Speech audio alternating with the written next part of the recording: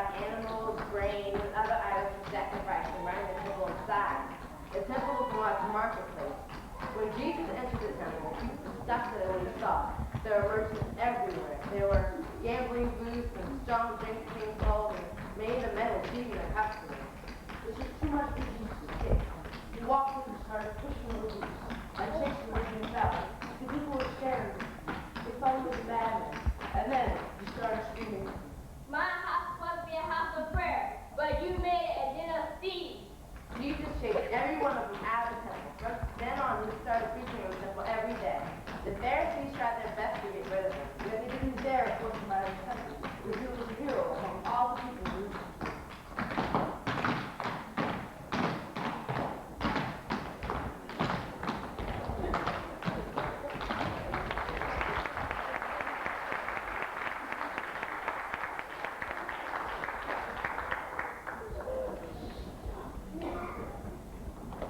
My wife spoke of him many times, but I was not concerned.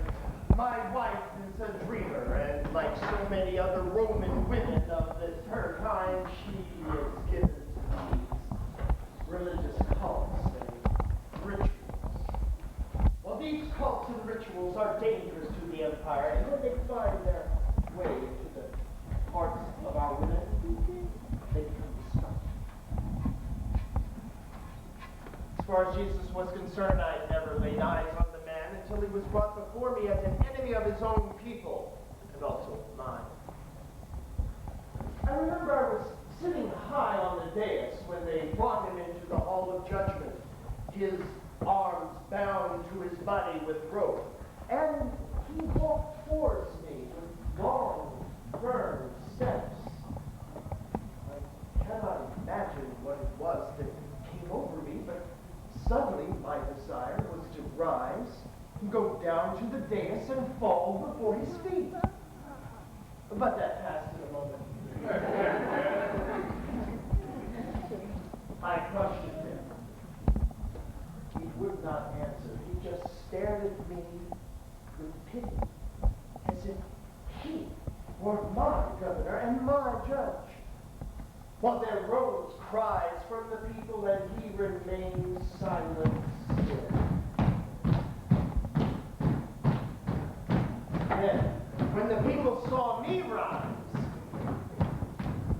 they were silent. And I said, "What would you have me do with this man?" Crucify! Crucify! Crucify! Crucify! We had no king but Caesar. He said he would destroy the temple. Are you the king of the Jews?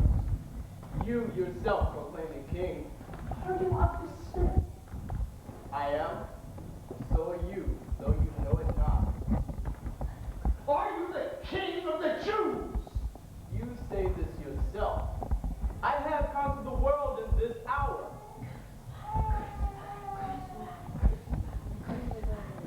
Do what you will with it. Crucify! Crucify! Crucify! Crucify! Crucify! Crucify! Crucify! Crucify! Crucify! Crucify! Crucify!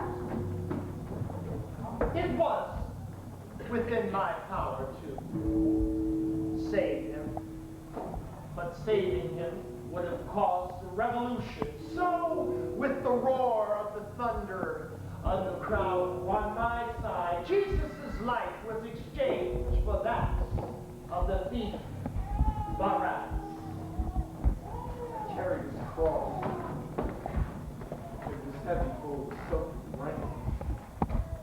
Jesus looked at me with sweat running down his face. He placed his hand upon my free shoulder. And we walked to the hill of his skull.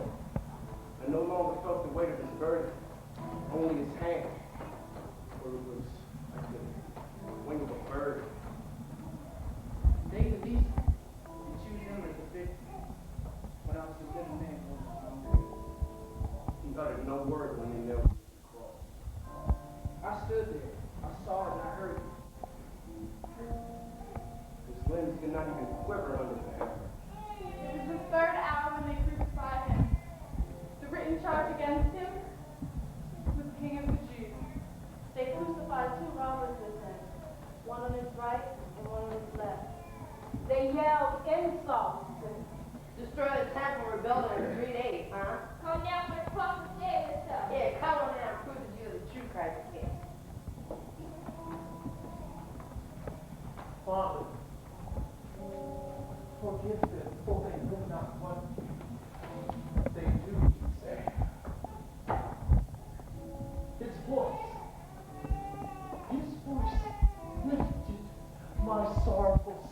I was brought to the shore. When I opened my eyes, I saw his body hanging against the clouds. And what I heard stirred within me, and I became a new man. I saw him, know It was the 6th hour, and darkness came over the whole land.